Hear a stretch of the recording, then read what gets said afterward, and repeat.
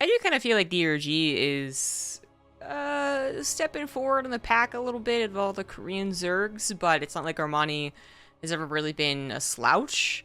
It's just that Armani hasn't done enough as far as getting foreign tournaments to stick in my mind as just like, yeah, okay, he's still the more anticipated winner. No, I think it's actually very even. And to me, even DRG favored. But we'll see. I'm not gonna call that one until it's over. But whoever it is, it's obviously gonna be a TVZ. So that's nice. Because a TvT and a ZVZ. That's always nice. In the bottom right of Pride of Alteris, we have Dream. Top left, it is GuMiho. As many other StarCraft 2 pro gamers have gotten an Age of Empires 4. I mean, everyone's gonna play some Age of Empires 4. I already did on Sunday. I do plan on giving it a pretty solid go as far as how often I'll be playing it. But I don't know. Just kind of rolling with it right now. I don't have any super solid plans. Because this week is just going to be full of streaming qualifiers and trying to catch up on everything StarCraft meta and map related, because I missed out in the last 2 weeks. I was on vacation. And then next week's going to be StarCraft season final, so by the time I could even really sink my teeth into Age of Empires 4, it's possible that the hype will already be dead. Which, as far as hype for Age of Empires 4, I feel like there hasn't really been that much. About as what I expected, to be honest. It's a big publisher, it's a big brand name, people are playing it, mostly the RTS players hoping for an esport that actually is, or a competitive game, I shouldn't even say esport, a competitive game that is actually paid attention to. But I don't know how long it'll actually last.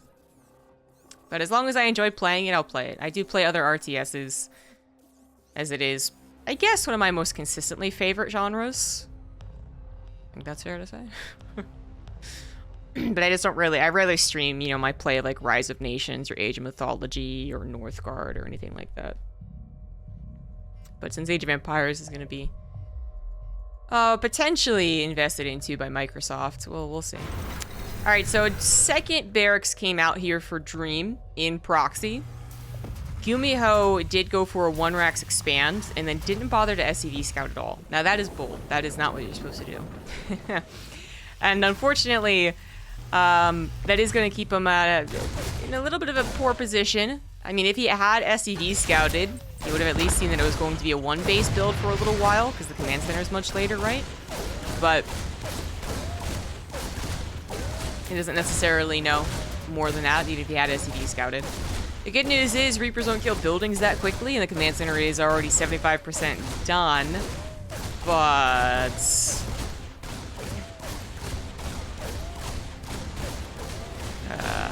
you know, eventually they will kill things. Eventually they will.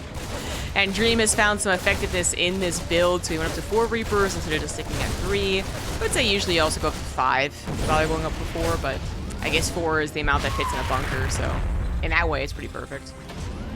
Command center has to be canceled, and after such a long wait, that is devastating. This is a very bad position for GuMiho to find himself in. He's now almost an entire command center behind. There we go, now it finishes up. GuMiho's Reaper did kill 3 SCVs, so way to go. Reaper killed 2, and then the bunker, I think SCV went down. I think that's what happened. Time of the morning is it? 7:30 a.m.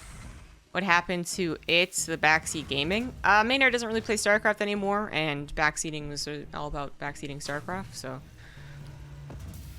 And it's not exactly ideal content for him to just sit behind us while we play StarCraft. As far as viewership-wise, it wasn't necessarily the most ideal content. It's always tricky when it comes to viewership, though, on that note. Much more importantly, he just like doesn't play StarCraft, but just as a side note, I suppose, the viewership thing, I mean, it really is hard to accurately assess Twitch numbers, because even if you get 80 viewers for something as opposed to 160 viewers for something else, if those 80 viewers are more likely to give you subs and donations, then it still might actually be worth it.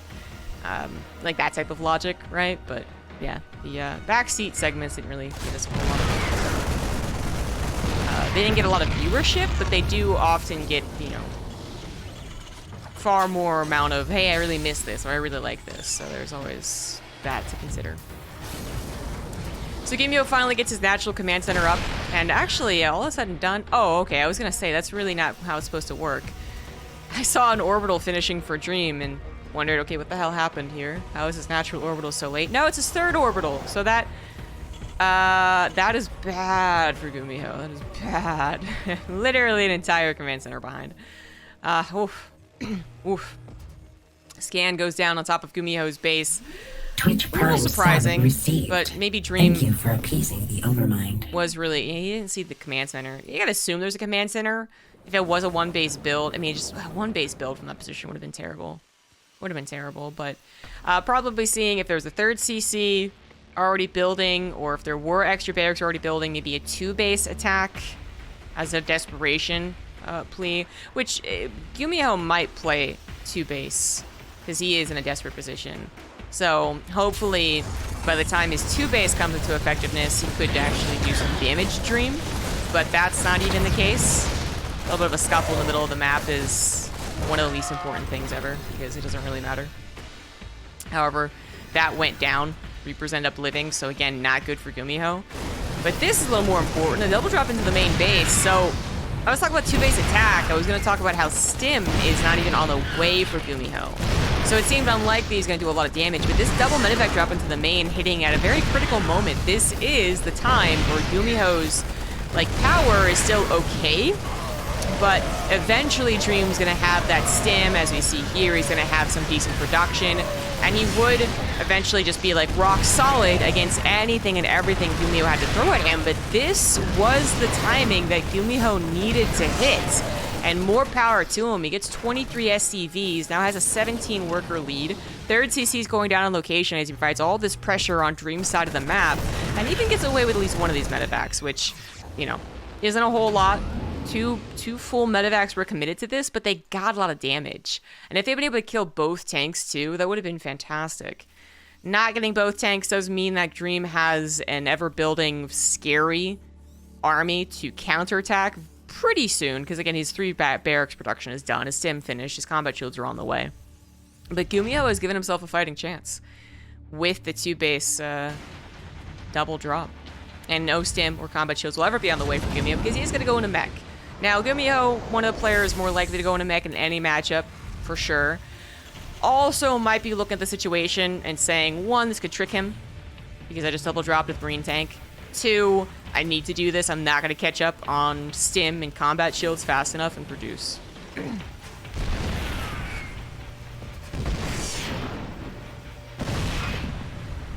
Thank you, Roberts Bob, for the 4 months. No, you rock.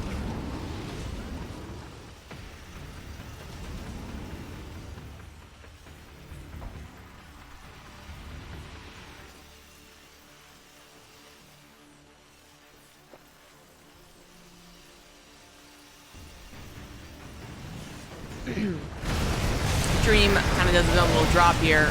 It might not be game ending. The outer turret's coming down, they're pretty big, but it is game ending actually. 22 SCVs go down in return, 23 before. Yep, that pretty much evens it up as far as the trades go. As far as the game, does it even up? Maybe, actually. GuMiho is getting closer to the point where having a reduced number of SCVs isn't game-breaking. As long as it doesn't go down to 20 SCVs. But if he's just lower on SCVs, it's not necessarily game-breaking because he's building his tank count. And tanks, properly positioned, are going to cover him before, until Dream really maxes out in production, gets 5 barracks, starts building up those Marauders, or starts building up starports. Then we're talking about a scary game again for GuMiho, but I can see here that his army's really not too shabby. Even aggressively pushing up and taking down so much army supply. Not a bad idea, but can backfire as a mech player. All the Ravens do go down, but just Marines here. They do fire pretty quickly, but they also die pretty quickly. They get rid of the Hellbat fodder, but they didn't even jump on top of those tanks.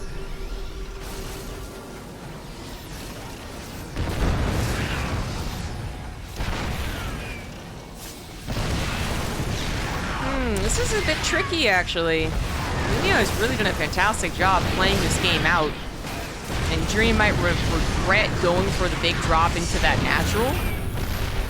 I mean, especially because if GuMiho had actually just planted every single auto turret down immediately, probably doesn't get that many SCVs. But we do have a bit of a classic scenario in StarCraft of trading out army for economy and not being able to rebuild that army fast enough. Well, the other guy was like, oh, okay. Guy actually managed to save quite a few tanks. This turns quickly awkward, though. Just tanks, not enough Vikings. And, yeah, having to unsiege. GuMiho does only unsiege about half of his army, though. Realizing that if he unsieged everything, he'd be absolutely dead. But if he unsieges half, then maybe he could hold on to this position. But that isn't getting... Yeah, it's getting worse and worse. I'm actually surprised. Yeah, okay, alright, yeah, okay. Dream's right. Yeah, maybe don't drop on that. With the Hellbats coming through, a rally still coming through, very surprising to see in TvT. The mech player is the one rallying through the middle of the map. And they had Dream to do that. Dream is now going to boost over it as the Hellbats are a bit more out of position, running into the tank fire of Dream, although the Hellbats do respond pretty quickly, and Dream, SpaghettiOs, he is starting to struggle here. His production is good. He's still on 5 barracks. His production hasn't been camped either, so I still believe that eventually he's going to be able to break out of this, but he has lost quite a few armies in an attempt to break it without actually fully breaking it, and that is a big difference.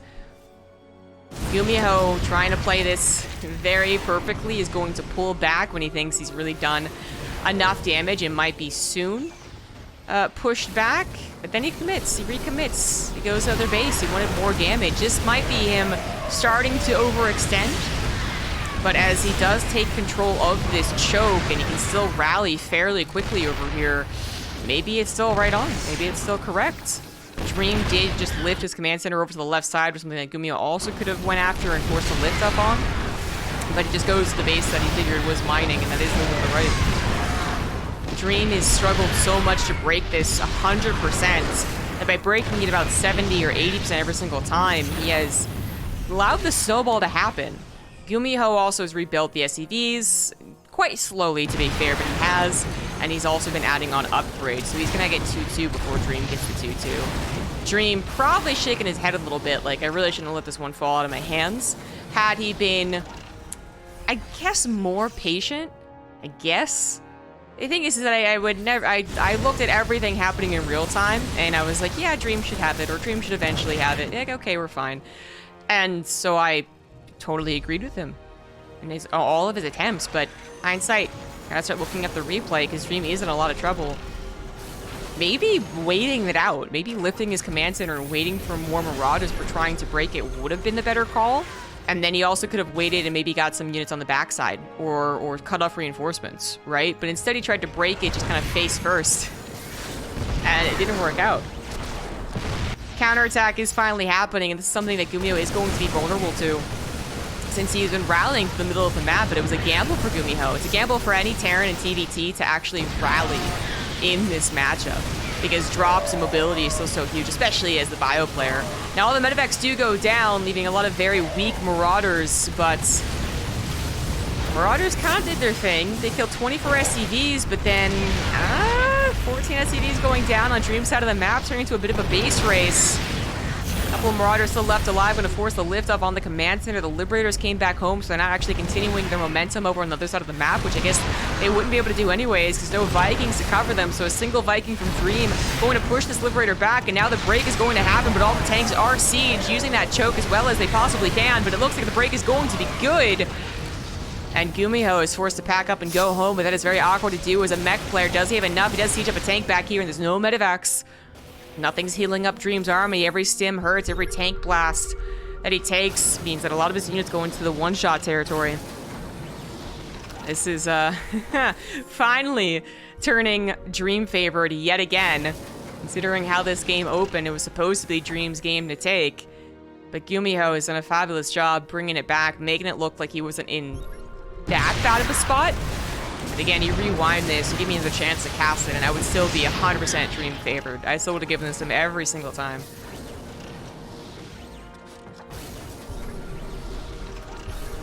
I think the orbital of GuMiho might eventually lift and try and take a cheeky hidden base. There's not much else he could do. Dream, though, finally getting his 4 bases. I don't know if I'm going to call them secure, but he is mining from them. So back up to affording all of the starports, all of his barracks. Can't afford much on the upgrades. They're still locked 2-2, 2-2. The Viking War is not going well for Dream at all. He does sacrifice 3 Vikings to trade out with 1 Viking and a Liberator. There's a second Liberator, so he doesn't quite crack the siege line. Hellions do find a vulnerable base. They just ran past the tank that was trying to protect it, and, well, might eventually get cleaned up. That still is some important lost mining time, but ooh, looks like the break happened. Oh, and that break might just be it. I think it is. Just too many Marauders to handle. And GuMiho's down 40 supply. Having never truly rebuilt his economy, was always on a lower SED counts, and now he just doesn't have enough minerals. Doesn't have enough mineral patches to even utilize a whole lot of SCVs. This counterattack does not actually win the game. Regardless, Dream has 4 orbital commands. So he can start playing around with the future a little bit too. Now that he's gotten Monkey off his back, like he can go for macro bio, just ground and continue rallying forward like he's doing here. He could also take a chill pill, try and go for starports and just win off the slightly longer game. It's kind of, you know, there's merits to both, and there's also downsides to both. You see the downside just rattling through the middle of the map is that if he doesn't quite crack GuMiho, then he is just losing out on the resources trade. But then again, if he also went for the macro option, said, okay, I'm not going to attack you for a good 2 or 3 minutes while I build up a starport, then maybe GuMiho does get enough to just barely defend. Especially if GuMiho gambles on why are you not attacking me? Okay, you're going into starports. I'm also going to build Vikings. But, I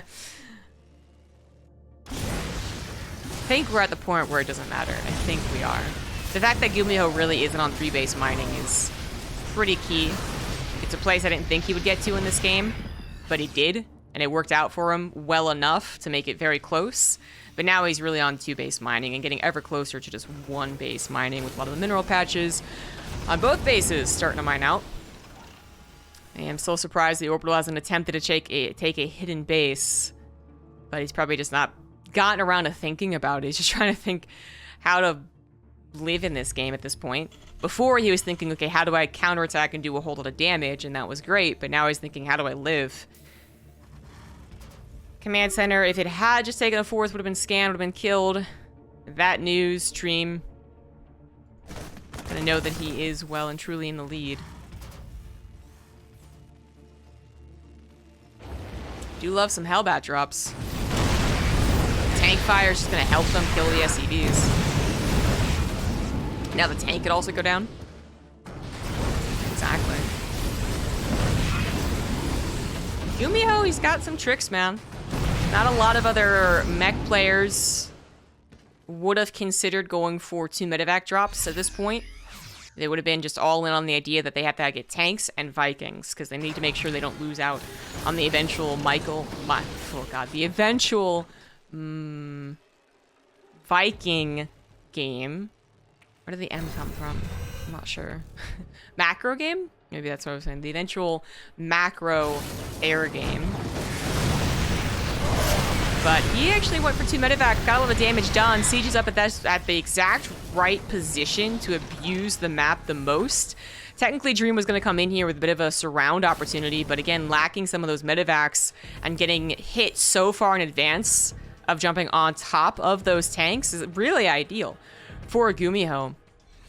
So he just got 2 blasts to the faces of the Marauders on either side, and that was brutal for Dream's army. 15 more SCVs go down as the Hellions find more damage. Hellbat's finally going to be cleaned up by the looks of things. GuMiho does still have the 2 medevacs. We just dropped them off and left, realizing that they're getting quite a bit of effectiveness. He's probably just going to hope to do that again. And Dream has once again been reduced to the same supply as a mech player, which is just so not how this game is supposed to go. And now he's maybe, actually, this might be overextension for GuMiho. That's going to turn into a decent concave. Medevacs are healing with Marauders this time around, but they are taking a long time to get on top of those tanks, so a lot of damage will be done to Dream's army. It's going to be a very close end of this battle, and it looks like Dream barely is going to get through. Barely going to get through. A couple of the tanks going to be microed, actually. He realizes he can stick around. Oh my god, he micros them, and he's going to jump on top of the tank, and GuMiho's going to win this flipping game. Oh my god, are you serious? Oh no! How did this happen? GuMiho has been mining now really off of one base. 8 SCVs ideally mining on both bases. That's one base. That's 16 SCVs ideally mining. That is not a lot to work with, and yet still GuMiho is going to win. Dream has been reduced down to a very poor amount of Marauders. They would need now to get the perfect concave jump on top of unsieged tanks, which they haven't been able to do in this entire game. And when they do finally find unsieged tanks, their numbers aren't good enough. And the medevac micro is still so clutch. Oh, Dream's not gonna believe I let this one go. Not gonna believe it. A couple of the tanks do finally go down, and hey, it's turning into a 360 surround, but Dream just doesn't have the numbers. The Vikings could land, the medevacs could micro, and Dream, I think he's out of luck, man. He's about to have his production camped. Oh, he's gonna lose his orbital. To be fair, he could lose an orbital, but he's lost out too much supply. Wow. It's been a while since you've seen an actual back and forth mech game kind of went out in the mech favor, because usually mech is the one that's supposed to say, I need to calm down. I need to take a chill pill. And whenever that happens, the bio player's like, finally, I can get my momentum back. So when it comes to these really back and forth games, I almost always give it to the bio player. But GuMiho, still a master of mech, man. Well played. Well flippin' played. Goes up 1-0 against Dream too. Which, yeah, I don't think that's supposed to happen. I think Dream is supposed to win this. You never know.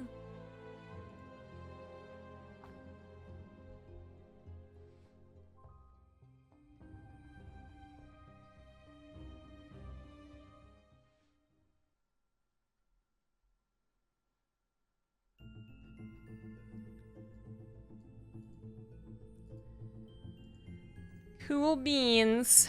And now we go into Curious Minds for game 2.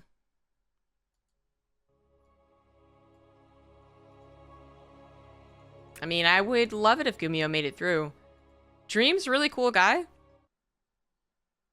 And he also has been a unique player in the past where he kind of stuck on some mech a little bit longer than other people did. So it's not like it's bad for Cheer to Dream, but GuMiho, he's an older player. He's not really come back with vengeance from the military. You know, basically there's only a couple of players I can think of who came back from a military or any type of long hiatus, I suppose. And actually were like, okay, I'm going to get back to where I was. And GuMiho didn't really seem like he was quite there. Plus, what was GuMiho really going to get back to? By the time he left for military, he was still a very fun player. He still could punch up a little bit, and his performances and all, like, the GSLs were okay. They weren't really a lot to talk about. And yet here he is, about to take down Dream, who is much... It's more, I wouldn't say standard, but he's stable, usually. Usually you can count on Dream to hit about where you would expect. I'm getting ahead of myself, though. Dream did lose the last map, but perhaps just one of those unique games where it wasn't quite enough every single time. And it almost never gets to be the exact scenario ever again.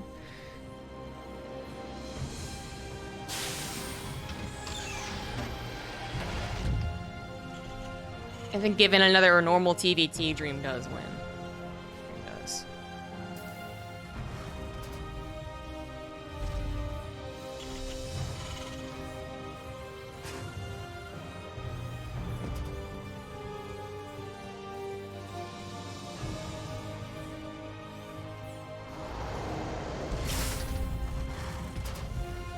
So Factory Expand versus Factory Expand. Curious Minds, a bit of a shorter map than many others.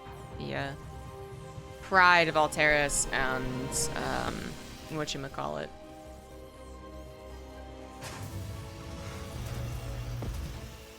Actually, I don't remember the other big one.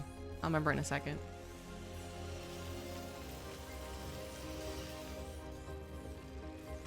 Whoop.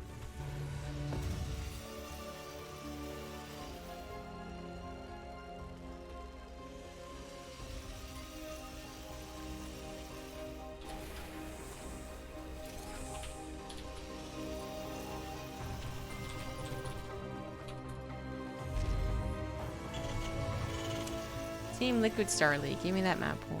Give me that map pool. Glittering Ashes. Yeah, that's pretty big map. But anyway, Curious Mind seems to be okay. My favorite so far is Berlingrad of the new maps.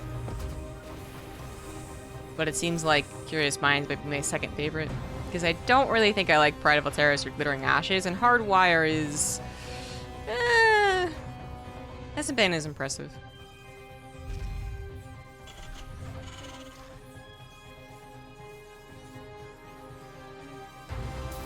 I have pros move their SCVs around the gas like that, like they pop out the other side. I am not sure what you're talking about, to be honest. They would have had to have noticed it as well and told you. Dream has gone for 3 Reapers and 3 Hellions, so... Or 5 Reapers. I was gonna say there should be 2 more. They're coming up now. So 5 Reapers and 3 Hellions is a lot of firepower. GuMiho has also gone for maybe an aggressive build, but one that doesn't hit quite as fast, but defensively would be okay. Tank comes in here. Eventually gonna help clean this up, but the Reaper's going to the main looking for more SCV kills for everything is said and done. Now, Dream does need to get some more damage and also buy as much time as possible, which, okay, there it is, cleaned up. Because as soon as he's done, GuMiho could go across the map with the medevac and do his push, which is still really scary as far as just how long it can last. Like, GuMiho might not be able to get blitz on top of anything, or he might be able to, honestly, he might. But even if he doesn't blitz, then he can still siege up here and be really annoying, because Dream wouldn't be quite ready to handle it. His tank is about to pop, but then the question is, where do you place it? Because if GuMiho does go into the natural, which has become almost like it's 50-50 on whether they just blitz your natural or actually siege up here, then the tank's out of position, exactly. He has to unsiege it and move it over. Now, GuMiho didn't really jump, so that's the good news. Oh, and the Cyclone Lock-On wasn't on the tank either. Oof. He didn't really jump on the natural. If he had jumped on the natural, just gambled, basically, and said, let's go, maybe kills quite a few SCVs before the army responds, but he kind of played it a little bit safe despite going for the natural. Now he could try and play it the way that you might expect a medevac with a tank to do so and place the tank here, but that's... If you place it here, there's nothing it would do. Place it here, just hide the 2 tanks. He's gonna try a micro. Hope any more balance changes in StarCraft 2 ever. Potentially true.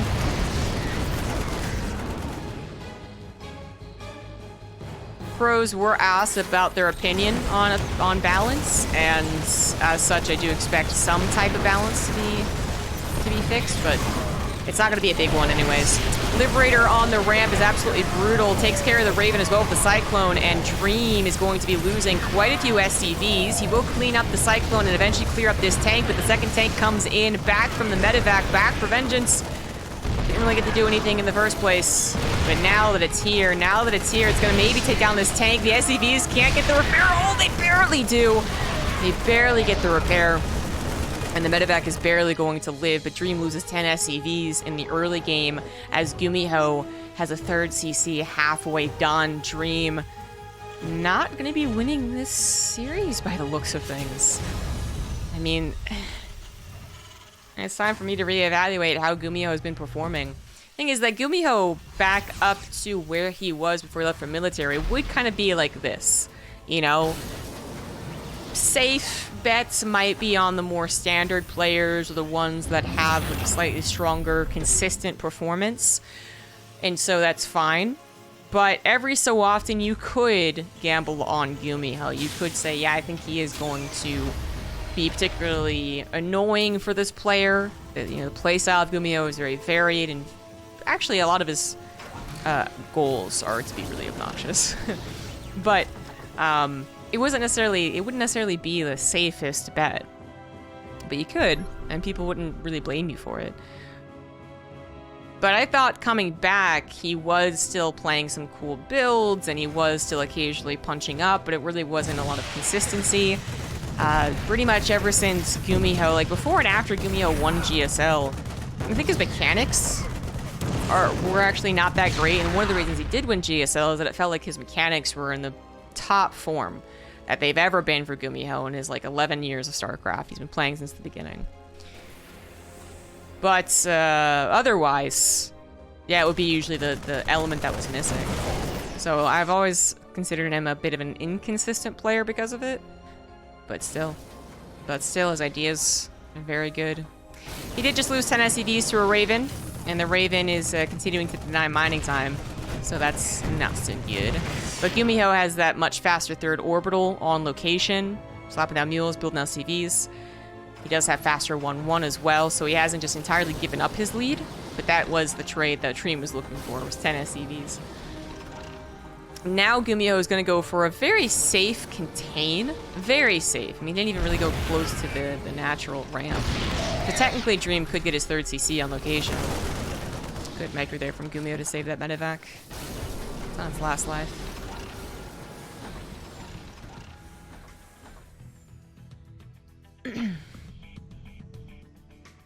After they build the gas, they move the SCV around the gas or over the command center side. Possibly, if I think I know what you're talking about, if I'm envisioning the right thing, it's probably because they don't want the SCV to enter the gas this direction. So if it builds here and then enters gas this direction, it pops out that direction, then it has to go across, it has to go over. Let's go around. I think that's what we're talking about.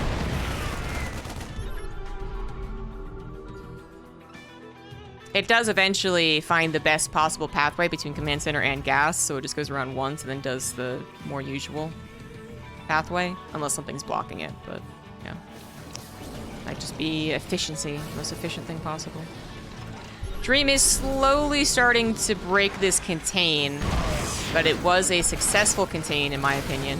It did delay Dream's command center quite a bit, even though technically the command center could have landed and even gotten some mules on it. I think the risk of it being lifted regardless again. You know, why bother? Oh, the Stim Marine's gonna grab 2 Vikings and a Raven. Oh, well done, GuMiho. Was a little bit too high. So the command center takes a long time to even get landed. It was building SCVs during its time in the main base, but GuMiho has actually managed to get up 11 workers again. And as I said, his stim and combat shields are finished. 1-1 was faster. 2-2 is not, however. His armory's done, but he doesn't quite have the gas. Or he didn't have the minerals or gas for 2-2. Now he does. He 100% does. But he is trying to get some cheeky picks, focusing more on the micro than his macro. There we go. 2-2 does start still in advance of Dream. So at the end of the day, GuMiho's in a really nice position TvT-wise, but I think if the TvT does go into a Marine tank max versus max situation, I do still favor Dream's dependability on that one.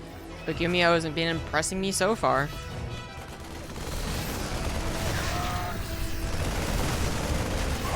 Still has his Ravens alive too. Full on energy would be big. Trying to get some map control, taking the Zel Nagas. The middle rocks of this map can be broken. Oh, this is... Middle rocks could be broken to reduce the rush distance of this map quite considerably, but it's also a very dangerous choke to move through. Ravens do sacrifice themselves, looking for as many interference matrix as possible. Going to open up that left side of the map. Liberator desperately trying to buy some time, doesn't really do anything there.